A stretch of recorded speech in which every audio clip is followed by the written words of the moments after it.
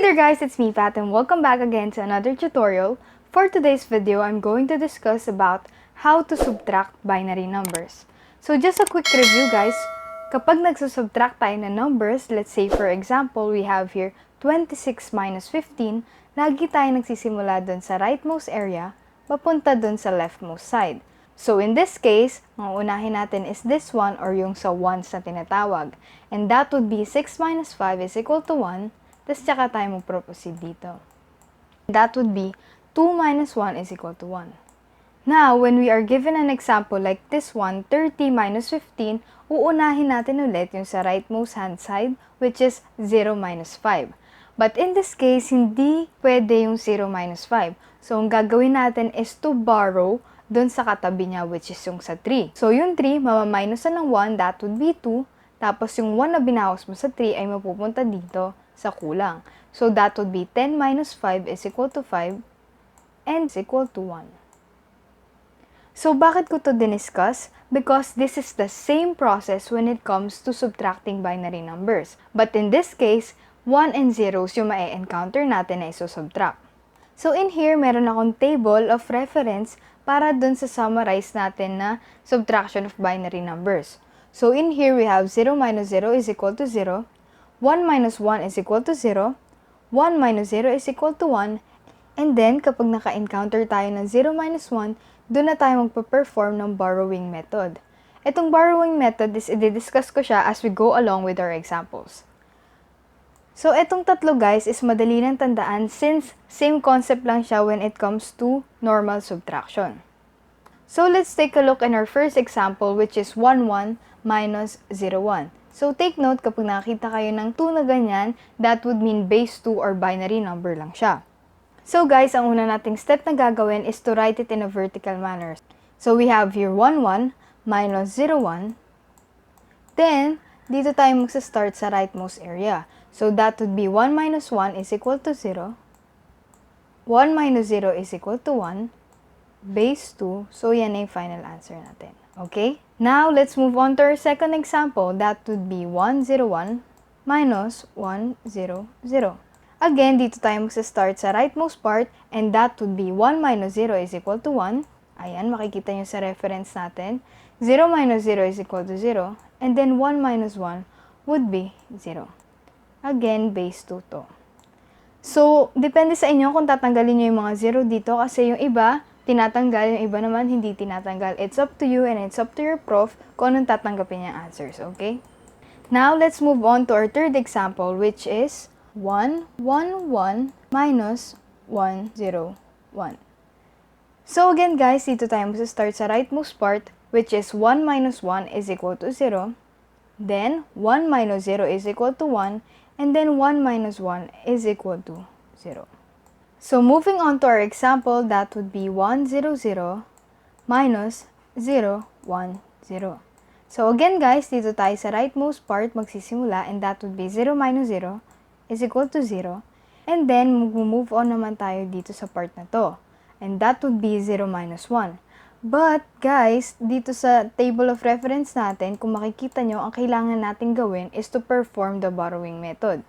Since 0 minus 1 is cannot be, kailangan natin mag-borrow dito sa katabi niya which is 1. So, ibig sabihin, yung 1 ay mababawasan ng isa, that would be 0. Tapos, yung 0 naman is magiging 2.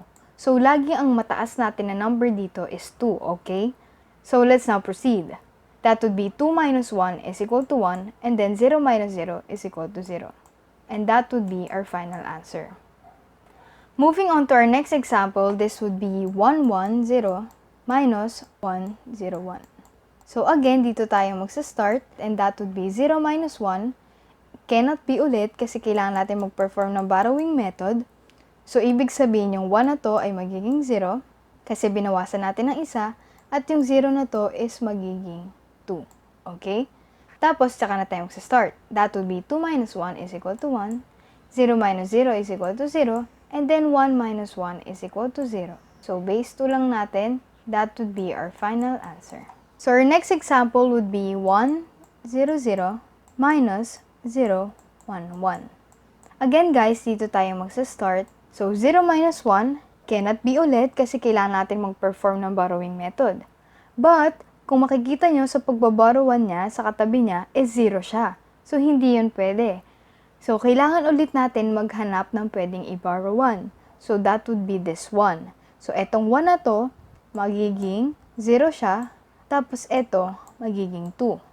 Tapos, after nun, since eto, 0 pa rin siya, kailangan natin mag-borrow ulit. Etong 2 na to, magiging 1 na lang. Tapos, eto, ay magiging 2. So, medyo nakakalito siya sa una, pero mamaya kapag nasanay na tayo, is hindi na siya nakakalito.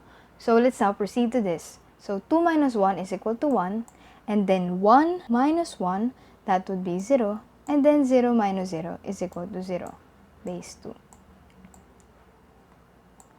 Again guys, just a quick reminder, yung lagi natin pinakamataas na number is yung number 2, okay? Tapos kailangan natin maghanap lagi ng pagbaborrow 1. Hanggang sa wala tayong nahanap na pagbaborrow 1, hindi tayo titigil na magborrow, okay? Now, let's move on to our example. This would be 101 minus 011.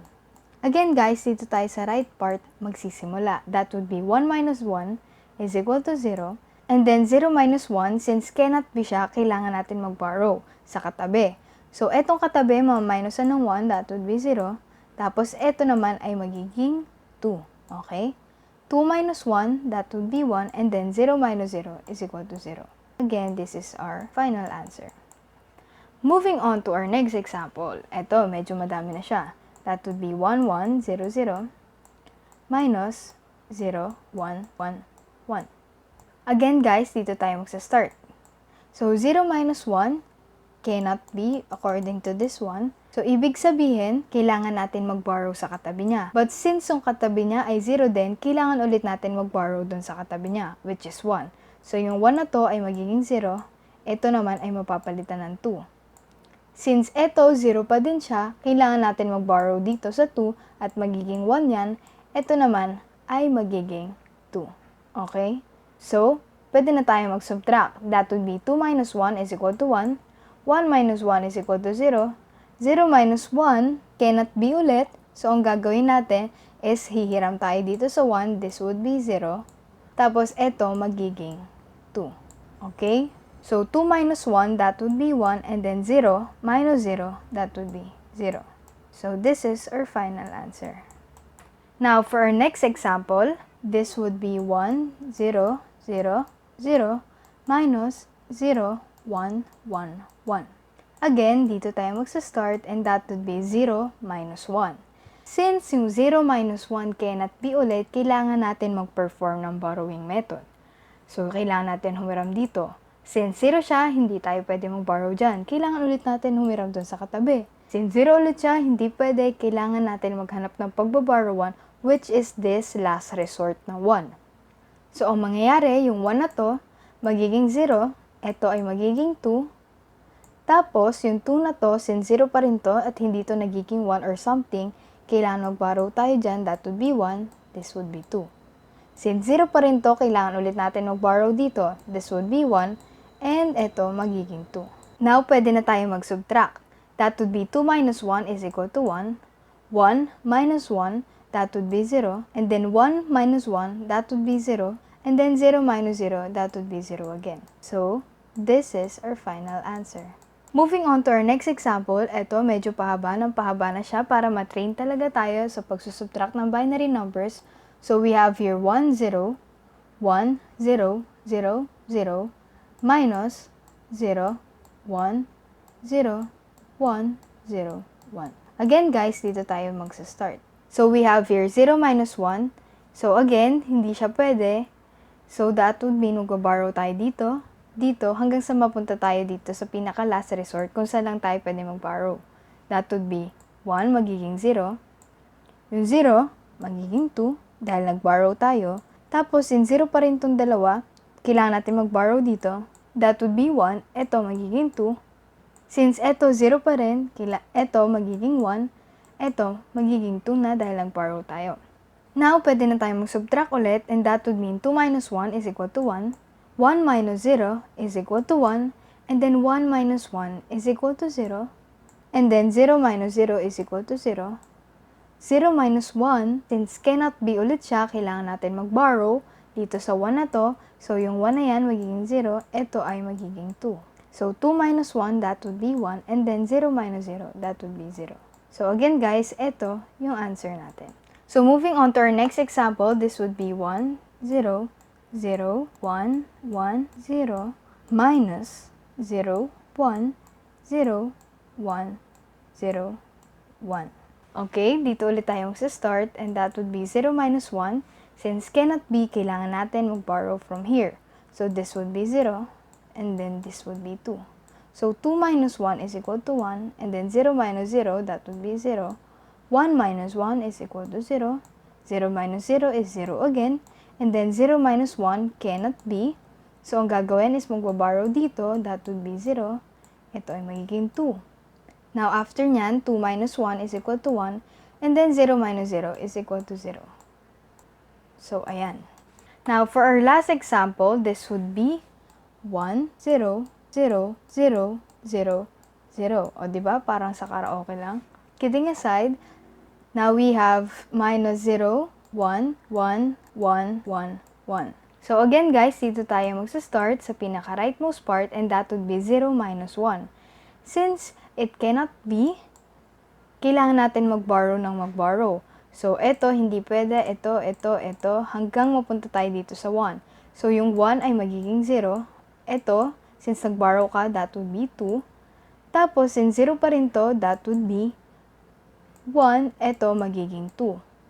Since 0 to, kailangan natin mag-borrow, this would be 1, and then this would be 2.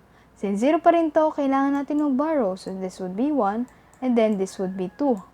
Since 0 pa rin to, kailangan natin mag-borrow ulit, so that would be 1, and then this would be 2. Okay? So that would be 2 minus 1 is equal to 1, 1 minus 1 is equal to 0, 1 minus 1 again is equal to 0, 1 minus 1 is equal to 0, and then 1 minus 1 again, that would be equal to 0, and 0 minus 0 is equal to 0. So this is our final answer. So that's it for today guys. Thanks for watching, and please do like and subscribe to my channel. Bye!